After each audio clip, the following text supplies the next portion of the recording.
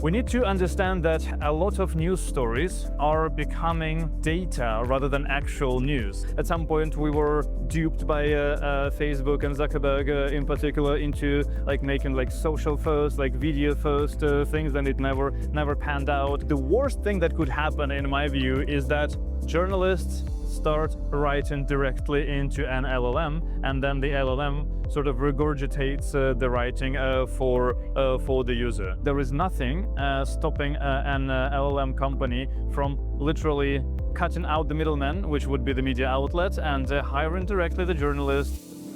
Andrii, it's good to see you here at TechChill. And I'm so happy to see you guys. Yeah. And to finally be able to have you, and thanks for the special setup. Special effects. Always, you're always very welcome to it. Special edition of Runway here. So yeah, Andrii, we've known you for a while. We've known you since probably the TNW days, the Next Web days. We were also at Tech.eu, and now with Dealroom News. So, and Unzip Media, of course. So for people that don't know you yet, perhaps, how did you end up in the journalism world? What brought you there? Like, how did that journey look like? Like, what are the origins of Andrii? Help us to get to know you better. I actually believe that we met when I was still at Tech.eu, wasn't it? Yeah. I think that was the first time we. Yeah, it was like a long time ago. It was before COVID. Yeah. Imagine that. Yeah, just kind of settling how old we are. Okay. Yeah, exactly. So, but yeah, like to go perhaps all the way back. So I was born and raised in Ukraine, and I think the first time I remember myself thinking about being a journalist was probably when I was 6-ish years old. I remember just like making a newspaper out of this like huge sheets of paper on the floor. So I think that's some sort of like a seed was planted at that point of time. But I mean, I was always very interested in technology in general, like as a kid, and I was very interested in like language and writing. But I think it only happened when I was maybe like 17, 18 years old that I realized that these two things could actually be combined. It doesn't have to be, like one or the other. So I actually started working in tech journalism in 2007, back in Ukraine. So it's been 19 years now. Well, almost your 20th anniversary. And exactly, yeah. So like, but I've always been writing about tech. There was no exception. That was a very short period when I was doing more like war reporting when the war in Ukraine started. But that was the only part, and it was also not exactly frontline reporting. I was stuck in the west of the country. But generally, like my fascination with technology and writing was what brought me into the field. And over the years, I moved from writing what used to be reviews of laptops and smartphones. So it was like around the time when iPhone came out, but it was still like there were a lot of different. It was the time when the smartphones were different, like they were not all just rectangles with a big screen, but there were still like differences between them, and we reviewed them. And so I moved from there to more like a market reporting, and then to startup for the startup ecosystem. And basically everything else has always been connected to technology startup ecosystem, mostly in Europe. And what drew you to the startup world specifically? And was it at Tech.eu, like the first? No, it was way before that. So I was when I was getting my master's in Groningen in the Netherlands. Yeah. I was writing for basically like for some Ukrainian publications, but also I was starting to figure out like what do I actually want to do with my life in the future, and I realized that there was this interesting publication called The Next Web, and also that they had a conference in Amsterdam, and I was in Groningen, like in the north of the country, and I was thinking, okay, I should definitely just go there, and I should find someone from The Next Web and ask for an internship. That's how. So I did that. Like I took a camera from the university. So it was like an assignment, a course assignment from the university. I went to the Next Web conference, got a journalist accreditation somehow. I found the then CEO of the Next Web, a guy called Z, and I just asked, so like, can I like be an intern at the Next Web? Can I write for you guys? And he was like, okay, it's like April now, and it was at the time when the conference was still in April. So like, write me in August. So okay, I wait until August. I write him in August, And then he doesn't reply, and I think I wrote like 2 or 3 times, and I'm like, yeah, okay, fine, you can just start. Like here is Robin Wouters. He will be your mentor. He will be your point of contact. You can just start writing now. Yeah. So that was the first like proper sort of English language technology journalism gig for me, like an internship. And the next web was already at that time focusing on startups like a lot. There were other things as well, but also startups. And this, I think, when I found sort of this like focus on the startup ecosystem. And since then, I'd been first an intern and then a freelancer for the next web, and I was focused on the Central Eastern European startups for quite a while as a freelancer. So, but yeah, that was I think the first time when I actually experienced also at that conference what it is like to be in a part of this ecosystem, to look at this ecosystem from the outside, albeit, and yeah, I was really fascinated by that. And I find there's always a strong audiovisual component to the work that you do. Like you have that in your DNA. How did that come about? I have zero clue. I have that's something that I have no clue about. But I do. Come to the next web already with a camera from the university. That is true. All these flash out. No, first assignments. Yeah, but that was a little bit of a coincidence, I would say, just because this was at the time, like at the university, we had this like 3 separate kind of courses and 3 different times, writing, radio, and broadcast, like TV. So this was during the TV part. If it were a bit earlier, I would have come with a microphone. If it were a bit earlier than that, I would have come with just my laptop and like something to write on. But I have done like podcasting for quite a while. Like I've been fascinated with sound as well, like with the radio for a long time. And then at some point I realized that it would make perfect sense to expand it with the video. I was afraid of it for a very long time. It is much harder to do also, like because you really want to do it correctly, you want to do it good, but making good video is much more hassle than creating like good sounding audio. Even though that is a different craft, that's like a thing in and of itself, but like there is a lot more things to think about, and you also need a lot more luggage space to bring all the setup with you. But like yeah, I've been doing it for a couple of years now, and I do like it a lot. I think it's great.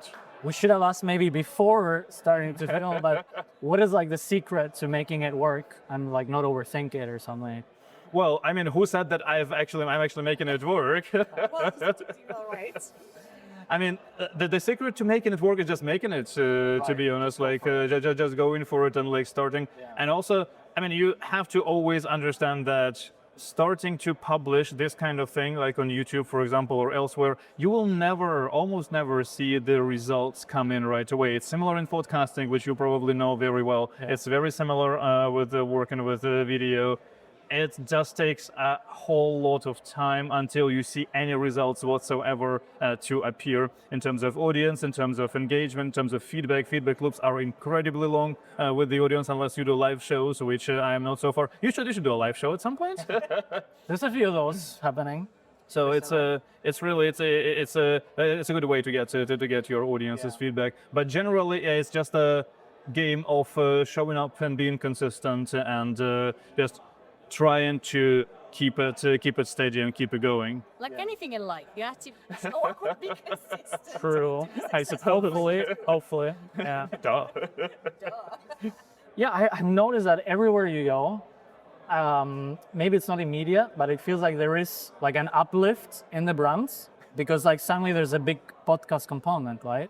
So, and also when you leave a media brand, it's also visible, right? Oh. So I mean, yeah, you're hugely experienced in that. But let's talk like about your new projects. Mm-hmm. So you started Unzip Media. Yeah, that was like after we were all sort of cut off T&W, right. And so that was just my way to channel all the things that I'm doing into something. So yeah, that was. It's much less active right now, obviously, and I generally focus there on the niche of talking to journalists and just like. Very much like yourselves, I'm mostly trying to figure out what's going on with the media ecosystem, especially within technology. So what is going on with the media ecosystem and the technology right now? I mean, I think it's a bit too early to call anything on that, but I mean, the changes obviously underway with a bunch of brands, especially in Europe, disappearing. So without the Next Web, without TechCrunch Europe, it is it is really without Silicon Canals, for example. I really hope that at least EU startups, which also was acquired, but at the same time, I really hope that at least they keep going in their current state. So we are losing some brands that are more traditional in a way, not like fully traditional media, not like a newspapers or anything with a decades-long pedigree of being a newsroom, but people who started writing about startups 10, 15, 20 years ago are not working in those newsrooms anymore. But we're getting something new, right? We're getting Path Founders with Mike Butcher. We're getting ETN and Scaling Europe, which are more video-focused undertakings. I do believe that we're going to see this like new crop of media projects, but at the same time, the only thing that I'm not entirely sure about is, are we actually getting more journalistic outlets? Because this is something that I think we're missing, because I think the only new media outlet, there are two media outlets that are profoundly journalistic. They are Resilience Media and Path Founders. Right. While the other ones I mentioned, they're more like entertainment focused and more like insider focused. And there is nothing wrong about that, but it's just a very different type of product and a very different type of function that it has within the ecosystem. Andrii, we can see that you're a journalist. Thank you. This is the best thing I could have heard today. There are questions for us and answering them as well. So you're doing all of our job for us. But let's tie this to like the trend of AI impacting media and journalism, because I think everything's interrelated. So you've looked at the old, you've looked at the new, you had lots of conversations. So you spoke with Mike, you spoke with Resilience Media. I think you spoke with Seb Johnson as well. Yeah. From Scaling Europe. So what is the pattern? Because one pattern seems to be a move to the audiovisual authenticity, like seeing the person in the flesh. And kind of the other pattern that I see is less written news articles, perhaps. Or like if there are written news articles, like news, then I'm more a focus on exclusives that go a bit deeper. But you've studied this in more detail. I think you also presented a few times AI and media. So like, what did you discover? I mean, there are different things here, and I'm not entirely sure anymore that it's like purely AI that caused the negative changes within the tech media ecosystem. I mean, it did happen elsewhere in like a bigger sort of media world, where bigger publications that were very dependent on search engine traffic, they saw this huge decline in traffic, which for them directly translated into decline in revenues, which led to big layoffs, which led to general decline in the quality and quantity of media output. So, but that's one thing. Like, what we are having, I'm not entirely sure it's just AI. Like it's very different story for each company that we mentioned in this conversation, and I think it always just comes down to business reasons. So that's what's been happening. In terms of AI, though, it is interesting. So I used to be somewhat more negative or skeptical towards like the role of AI in journalism, which was, I think, the first reaction of most people in our trade. Like right now, especially in my role at Dealroom, so I'm the head of news, and it's a very much like all-encompassing role. I'm looking at every point where we work with news, be it production or consumption as a platform. So there is like loads of different AI processing steps involved in what we are doing. And I'm also building this media outlet within Dealroom that's called Dealroom News. And there, I'm actually using a lot of AI. Yeah, because my thinking right now is more like this. We need to understand that a lot of news stories are becoming data rather than actual news. And if we're talking about data, then we should process and create these accordingly. So when we're talking about like a funding announcement, it's a pretty clear-cut kind of thing. It's just not something in most cases that a journalist has to spend a lot of their time writing up, unless they have an exclusive, unless of course they have some really interesting context to that. But on the data level, it is just that. It is so commoditized that I really don't necessarily oppose if the bulk of it is generated by a large language model. Just because also there's so much of that stuff, that there are so many stories coming out, that what I'm trying to do at Dealroom News right now is I'm trying to make our USP not in necessarily fewer news stories written by humans, but more like in more news stories that are still thorough, that are still checked and fact-based, but they can also be tailored to the interests and the needs of the reader, of the user. If they are interested in, I don't know, like deep tech in Midwest US, they will see the stories about deep tech in Midwest US, and that is what matters. And they would not have to go online and look for this like different niche publications. Or maybe like sometimes there are no publications at all in certain niches, and this is something that we can also take the role of. So in general, AI and journalism, just to be like a very sort of like broad, there are different facets to it, and not all of them are positive.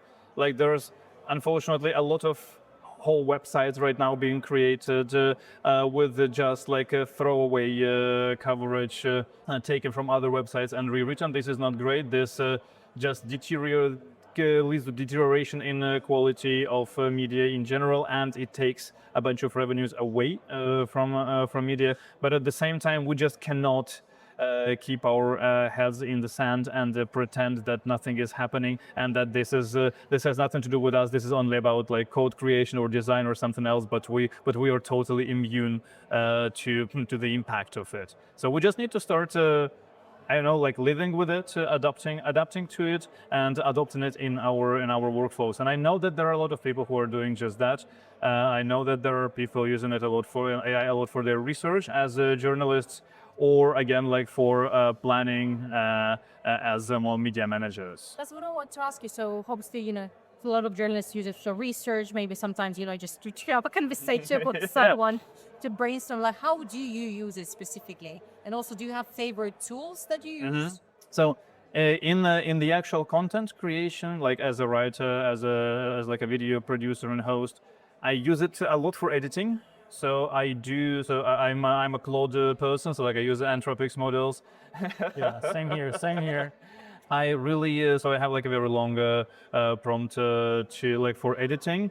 I'm trying my best to make the model as non-sycophantic as possible, which generally works, I think, with Claude. So it can be a decent editor. It can push quite a bit actually against my assumptions as a journalist, which is a great thing. So I use it for editing. I use it for the drafting YouTube descriptions. I use it for drafting YouTube chapters, for example. I do try to ask it once in a while, like look at this video and tell me which fragments would make really good like vertical reels. It sucks. It absolutely sucks. Like it just comes up with a bunch of options. I look at them and then I look at the video once again, and I can always find something much better.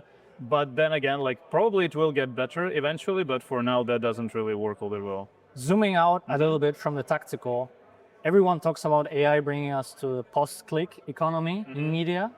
And I think that, everyone believes that the click economy was not even that good to begin with, right? So is this like maybe a positive step with AI? And you add to that also the emergence of platforms like Substack that make it really easy to not only produce content, but also monetize it.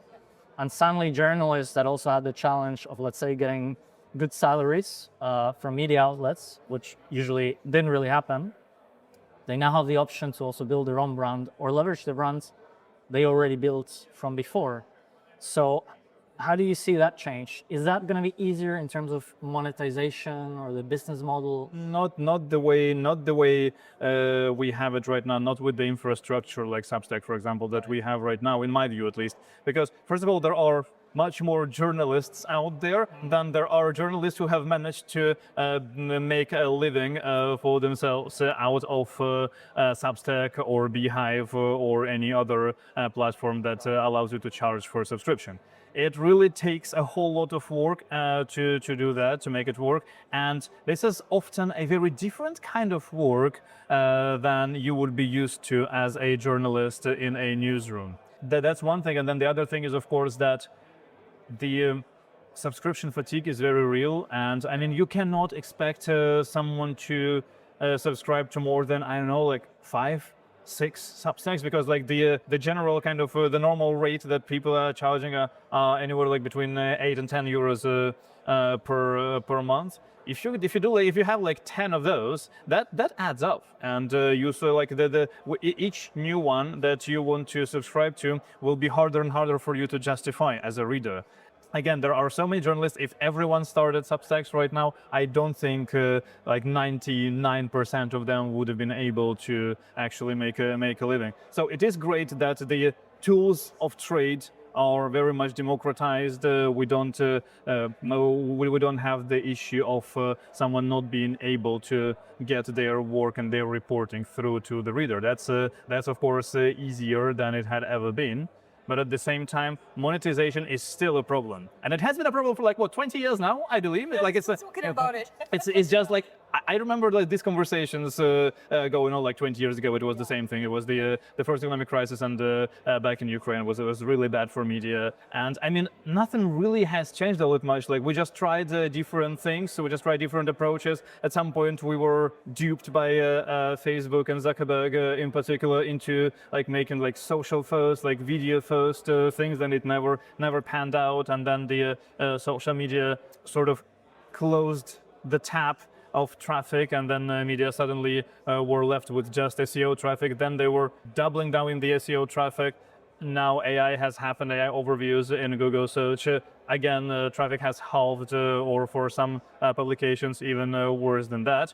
I guess we're looking now for another way to monetize things, but I have no clue at this point what it could be. My hope, and like what I'm doing in my current role, is perhaps that if we manage to build high-quality journalistic media outlets within brands, with editorial independence and with integrity, that could be another way for proper journalism, proper media to exist. Maybe I'm wrong, but I'm going to bet on this for the foreseeable future, and I'm going to see how it pans out. How do you get integrity when you're linked to a brand? Because you would obviously, there's an interest in the brand, it attracts, views, traffic, audience. So how can you? No, absolutely.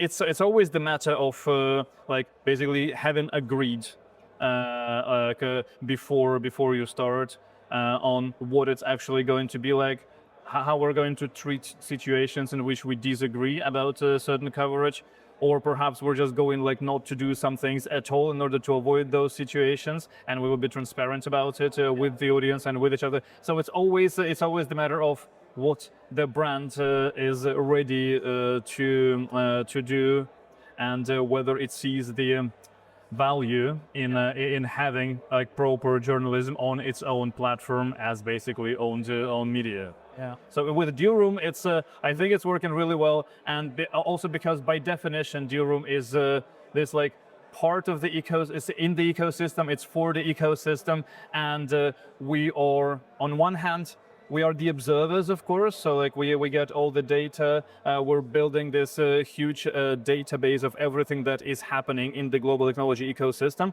which is great, but at the same time, we are part of it to a certain extent, but we are interested in the ecosystem, that the ecosystem grows. And in order for the ecosystem to grow, you do need proper media. You do need journalists who would report on the good and bad. So basically, having a media outlet within the organization actually is very much aligned with its mission and its goals. So in this case, I think it's a really good match. But of course, it can be different for different types of brands. Yeah, and all this juicy data, all this data-driven stories that you can produce, like with Dealroom News. How did that even come about? Did you see that gap and you? I mean, they're based in Amsterdam, right? Mm-hmm. Yeah. So did you also knock on the door, like in for you? Like, how did that happen? Well, I mean, I've known the founder for a while, Joran, and I think we we had talked about doing something together for at least a year before I actually started. So we would just meet once in a while and talk and discuss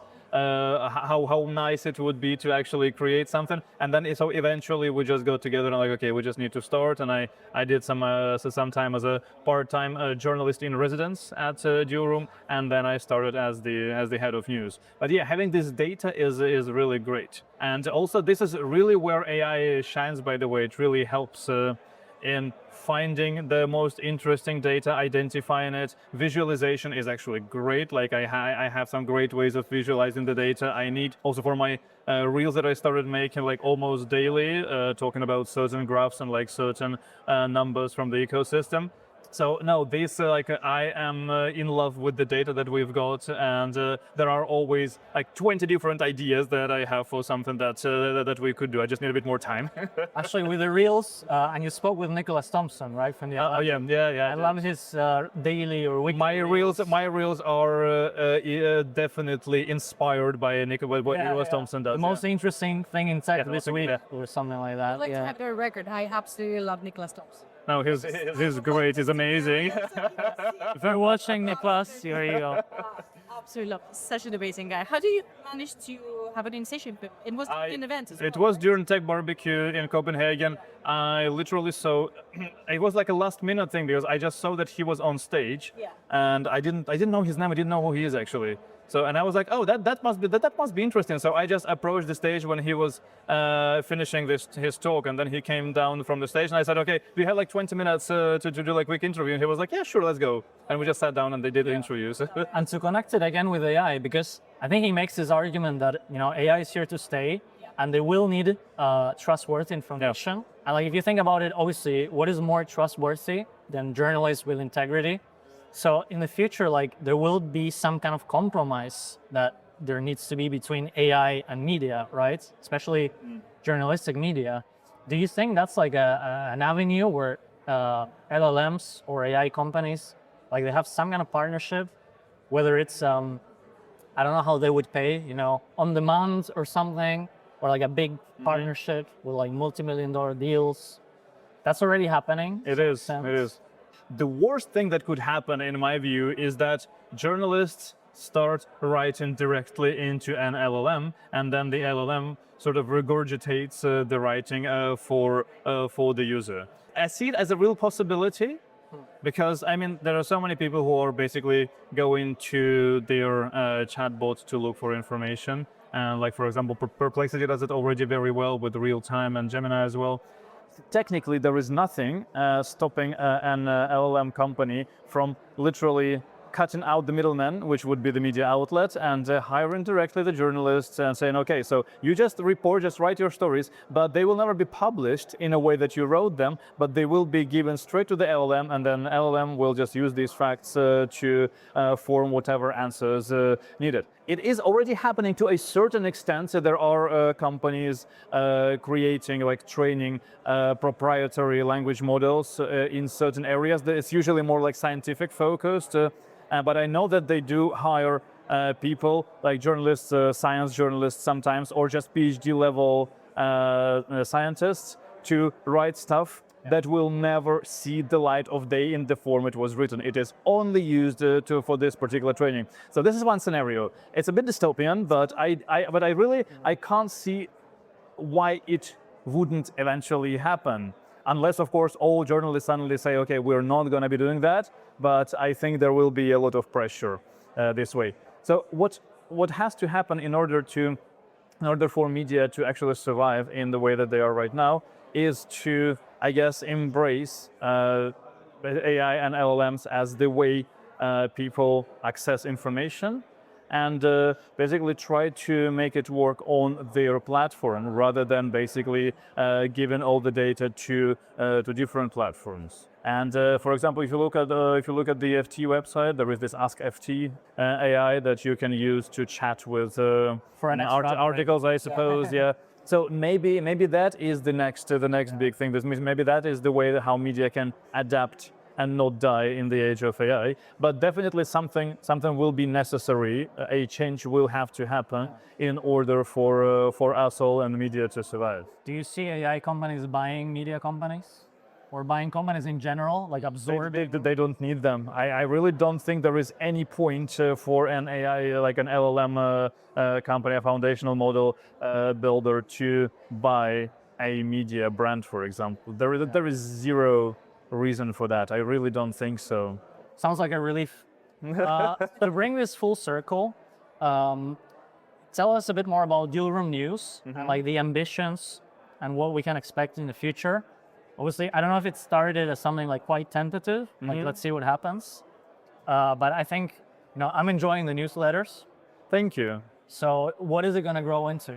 So the point of Dealroom News is, from my view, is to create this news layer next to more like underlying our data, because we have the numbers, but I want every number to be sort of connected to this context, to this like flavor kind of thing, and because this is technically often where it comes from as well, basically news coverage that appears in different publications. So I want to keep it there, I want to preserve it, and I want to make sure that we have all the context possible for every number on the platform. So this is the big sort of vision that I have.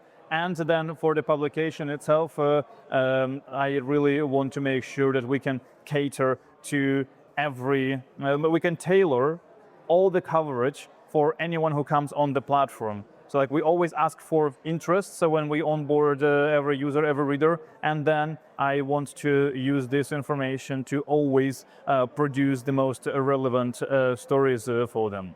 And in terms of Unzip Media, are you gonna keep doing that? Are you gonna keep digging into the future of media? Yeah, exactly. So this is the passion project at this point, but I'm definitely going to be doing it moving forward, talking to journalists, talking to media managers, and trying to figure out where this whole industry we're in is going. Okay, best way for people to follow all of your accounts and Unzip. Reels that he's gonna be putting out on LinkedIn. Yeah, I think I was just having a chat with a friend the other day on the messenger, and he was like, I can't really see you anywhere, and I was like, and I realized that okay, mostly I am seen on Dealroom's YouTube channel, on Dealroom's LinkedIn. So basically, if you want to see me, just look for Dealroom's account.